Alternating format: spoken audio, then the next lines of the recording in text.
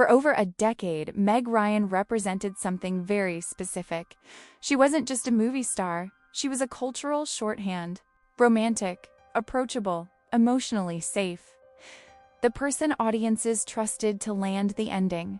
And then, almost suddenly, that image cracked. Not because of a single scandal, not because of one bad movie, but because the public decided she no longer fit the role they had written for her. This is the moment Meg Ryan's public image changed, and why it never fully recovered.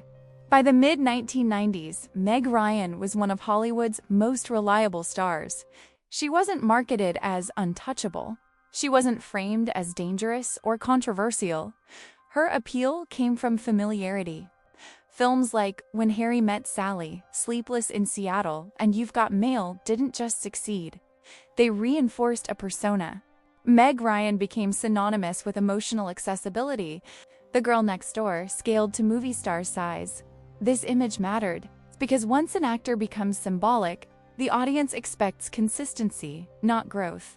In 2003, Meg Ryan starred in the Cut. The film itself wasn't obscure. It was widely promoted, widely reviewed, and deeply misaligned with her established image. The role was darker, sexual in a way audiences weren't prepared for, psychologically ambiguous. This wasn't a career misstep in isolation. It was perceived as a violation. The public didn't reject the film. They rejected the contrast. The problem wasn't what Meg Ryan did. It was that she did it as Meg Ryan. Hollywood allows reinvention, but it rarely forgives disruption of comfort. Male actors shift personas constantly. Female actors are often confined to emotional lanes. When Meg Ryan stepped outside hers, the response wasn't curiosity, it was resistance. Criticism focused less on performance and more on expectation. She wasn't evaluated as an actor exploring range. She was judged as someone who broke an unspoken agreement with her audience.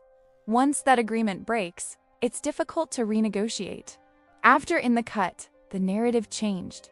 Meg Ryan wasn't discussed for her work, she was discussed for her absence. Each new appearance was framed as decline. Each role was treated as an exception, not a return. This wasn't a disappearance caused by failure. It was erosion. Fewer offers, less enthusiasm, a shrinking space in a system that had already moved on. Hollywood didn't push her out loudly.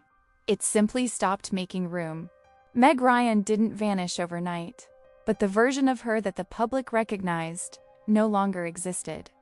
She aged, as all actors do. She changed, as all people do.